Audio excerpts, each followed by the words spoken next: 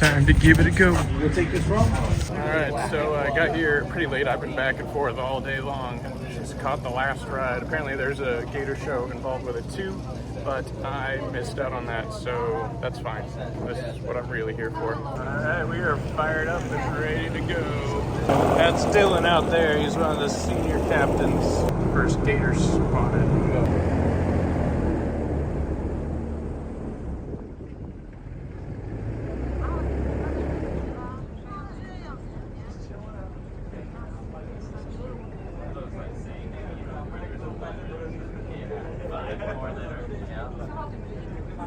First speed trail.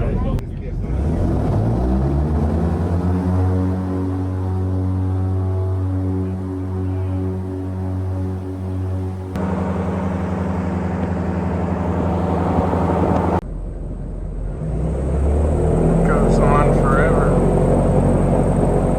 Alright, right side start looking up. You're gonna start seeing the launcher right out there.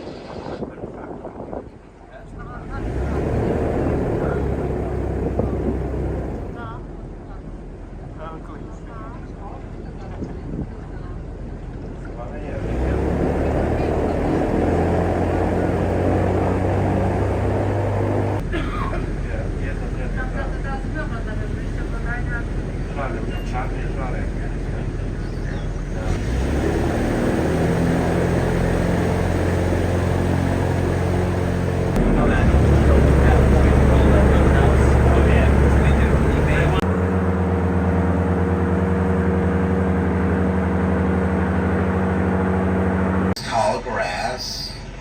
You see on either side of the boat is the cattail grass.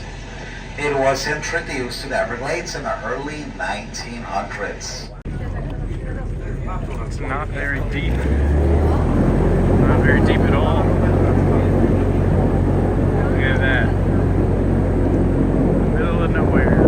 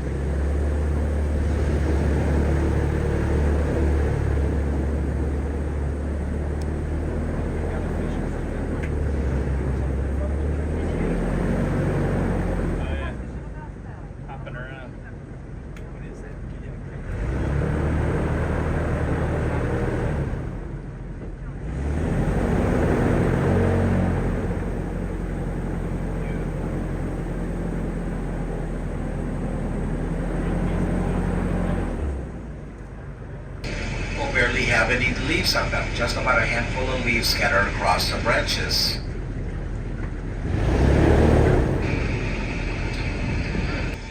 Which if you eat the fruit, it will cause seizure-like symptoms. That was pretty good. Got to see quite a few gators, especially at the beginning and the end. The dock area, they were just everywhere there. One thing I didn't get a video of is the birds there are light enough that they can just walk on the lilies and they wouldn't droop underwater or anything. They're pretty strong, stronger than they look, I guess. But now it's time to head back to the coast and hopefully have a nice dinner on the beach. That would be the most ideal to wrap up this trip. Unfortunately, the second person I was going to go tour an apartment with, their tenant decided to rent the whole apartment instead of just half of it just an hour or so ago. So I am still with just one choice in terms of actually seeing things in person. Off we go. All right, let's talk driving in Florida for a bit. The road setups are interesting. Lots of long straightaways. I may or may not just have hit 100 leaving the Everglades. Can neither confirm nor deny that. But what's interesting is sometimes they have what we consider normal highways in New Hampshire. You got 2 lanes on one side and 2 lanes going the opposite direction, and there's these occasional crossovers where the cops like to hang out and stuff.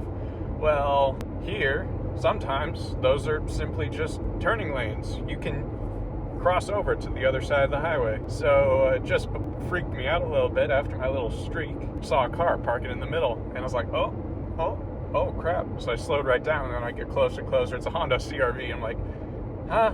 That's not a cop. And it wasn't. It was just someone waiting to turn. The car culture is pretty cool. I've seen some nice cars. Saw a Ferrari earlier today, but I'm sure I'll see plenty more. And also, remember this?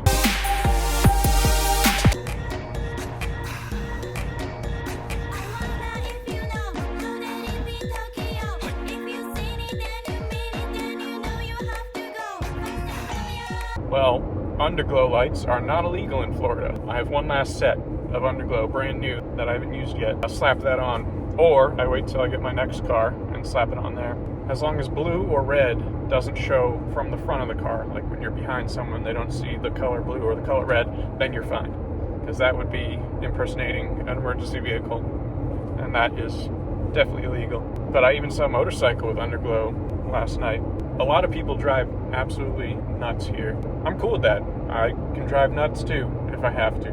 Being from New Hampshire, we're all really good drivers. We respect each other. But here, it's a whole different thing. It's not as bad as Massachusetts. It's like a different kind of bad. Like, they're crazy here. In Massachusetts, they're just mass holes, as we call them. They're very aggressive, but they just drive fast.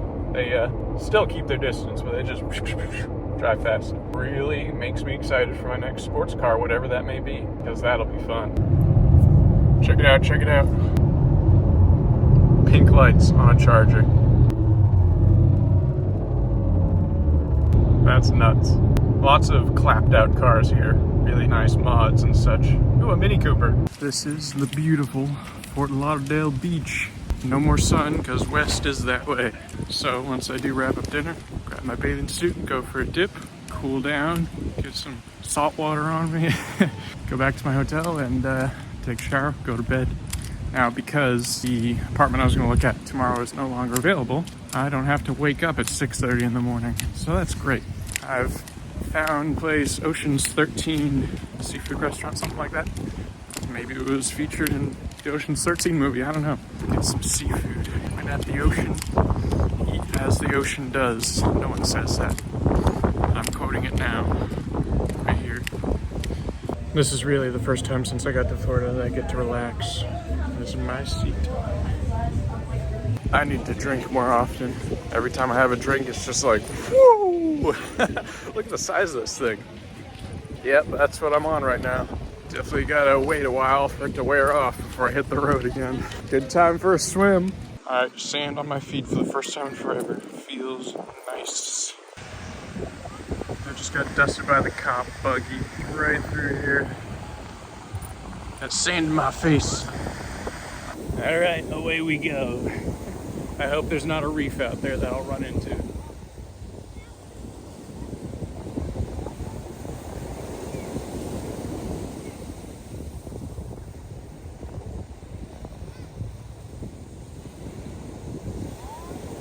Even though I've night dived with sharks, I'm for some reason still nervous about the concept of going in the water in the dark. It's a lot different when you don't have a flashlight, I guess, but it is very warm.